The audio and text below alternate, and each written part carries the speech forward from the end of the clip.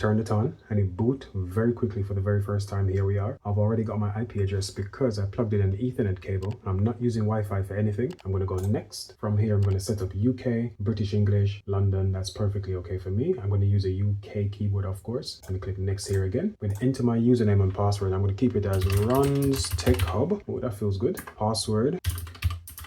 Password's been entered. I'm going to go next again. I'm going to skip connecting to a Wi-Fi network because I already have an Ethernet cable plugged in, and this is always going to be connected via Ethernet.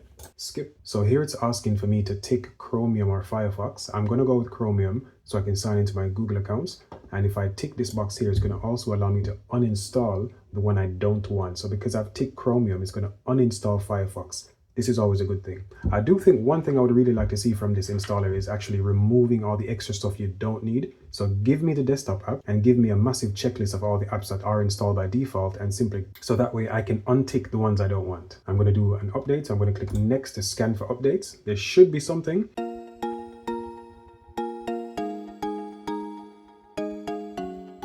I do want to get some power readings from this and compare it to the power readings from the Raspberry Pi 500, the original Pi 500, just to see if there's any disparity at all, because this is a much better keyboard.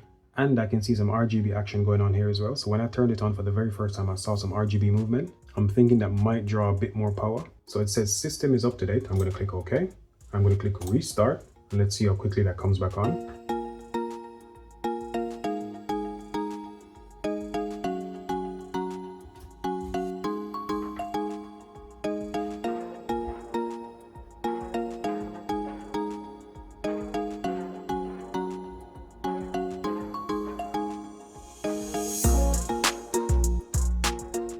That took about 10-15 seconds. A very quick boot as usual for the Raspberry Pi. So I'm back into the system now. I'm going to do some benchmarks, and I'm going to compare the Raspberry Pi 500, the original one, to the Raspberry Pi 500 Plus.